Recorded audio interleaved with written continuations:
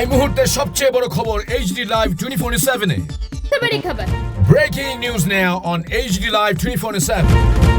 আগরতলা 4 জুলাই। ভারতবর্ষে প্রতি বছর 1 জুলাই থেকে 7 জুলাই পর্যন্ত এক সপ্তাহ ব্যাপী বন মহোৎসব পালিত হয়। এই সময় দেশ জুড়ে বৃক্ষরোপণ, পরিবেশ সংরক্ষণ এবং বনায়নের লক্ষ্যে নানা কর্মসূচির আয়োজন করা হয়।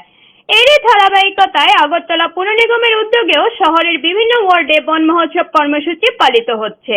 শনিবার দুর্গাচৌমুহনী এলাকার এক পেড় মা কি নাম কর্মসূচির অঙ্গ হিসেবে সূর্যতরুণ ক্লাব এলাকায় এক বৃক্ষরোপণ কর্মসূচির আয়োজন করা হয়। অনুষ্ঠানে উপস্থিত ছিলেন আগরতলা পুর নিগমের মেয়র দীপক মজুমদার, মাইনরিটি কর্পোরেশনের চেয়ারম্যান জসিমউদ্দিন, কর্পোরেটর ভাস্বতী দেববর্মা, রামনগর মণ্ডল সভাপতি অমিতাভ ভট্টাচার্য সহ অন্যান্য বিশিষ্ট ব্যক্তিবর্গ।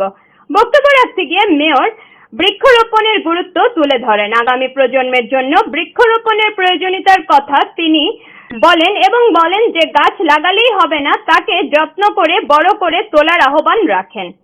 অন্য বক্তারাও অনুষ্ঠানে পরিবেশ রক্ষায় বৃক্ষরোপণের গুরুত্ব তুলে ধরে এবং সকলকে বেশি করে গাছ লাগানোর আহ্বান জানান। আমাদের সঙ্গে আছেন এই এলাকার বিশিষ্ট অভিভাবক, শিক্ষাবিদ শ্রদ্ধেয় নিতেন রায় মহোদয়। আমাদের সঙ্গে মঞ্চে আছেন, মঞ্চের পাশে আছেন এই এলাকার বিশিষ্ট অভিভাবক শ্রী ধীরেন্দ্র দেব মহোদয়। উপস্থিত আছেন এই মহতী অনুষ্ঠানে আমাদের রাজ্যের একজন প্রখ্যাত ধনী শিল্পী, এই এলাকার নাগরিকগণ এবং ব্যবসায়ীবৃন্দ এবং সাংবাদিক বন্ধুরা হয়।